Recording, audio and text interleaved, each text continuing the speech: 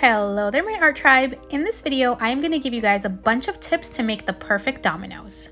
Now, the first thing you're going to want to do is go ahead and use some masking tape to remove any little resin driplets that are left over on your mold from prior use. These little driplets will cure to your dominoes and you will have to sand them later, so to avoid that, just let's clean that up right from the beginning.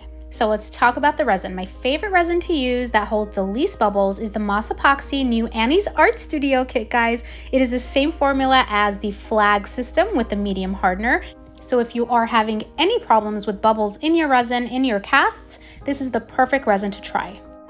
The most frequently asked question I get from you guys is, how do you get your dominoes to not have air bubbles in the corner which cause empty little spaces when your resin cures?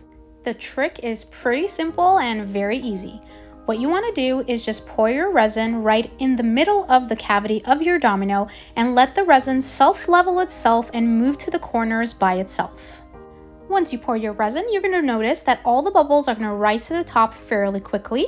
And once they do, you are not going to use a torch. You're going to get a little spray bottle and you're going to put in some 70% or 90% rubbing alcohol, a couple little sprays, and all those bubbles are going to disappear. Now, this next bit is for those of you who are making dominoes that have a couple of layers in them. If you're going to be adding some fruit, some florals, stickers, little toys in there, whatever items you want to put in there, always remember to have these items fully prepped before you go ahead and pour your first resin layer in your domino mold.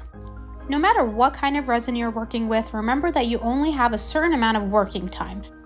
Now, how deep should your first resin layer pour be? I like to make sure to cover the dots, and I want to make sure that the resin is less than half of what my domino cavity is. Now, this is incredibly important because you don't want any of the added items to rise up and be higher than the top edge of your silicone mold.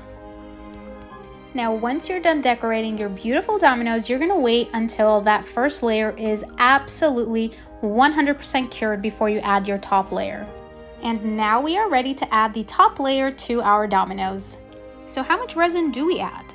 I love adding the resin until the top edge of the mold and then add a few little extra drops so it's slightly doming.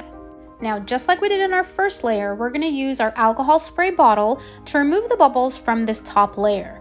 Now, if your top layers are domed too much, when you spray your alcohol spray, all of those top layers are going to blend together and you are gonna have an absolute mess, which is why it's very important not to dome too much. So fill your resin to that top line, just like I said before, and then you can add just a couple of little drops more just to have a hairline of doming. Now, once your resin is fully cured, this is my favorite part. It is time to unmold. Look at how awesome these beautiful dominoes came out. For this double 12 domino set, I wanted to do every number in a different color, so I went ahead and I prepped those as well. To find these design bottles, you can head over to my Amazon storefront, and there is a link in the description of this video. Now, a little tip to dot these dominoes and color them. What you want to do is squeeze a little bit of paint on the bottom of the cavity and then use the tip to go ahead and make sure you go all the way around and touch all of the edges. You don't want to fill it up like a pool because your paint will actually crack while it's drying. Sometimes you get little mistakes just like that. What you want to do is let it be, let it dry, and once it's dry with a little scratch, it comes right off. That is all for this tutorial, friends. I hope you guys learned. I hope you enjoyed. Don't forget to subscribe, give me a thumbs up, and I will see you guys at the next tutorial.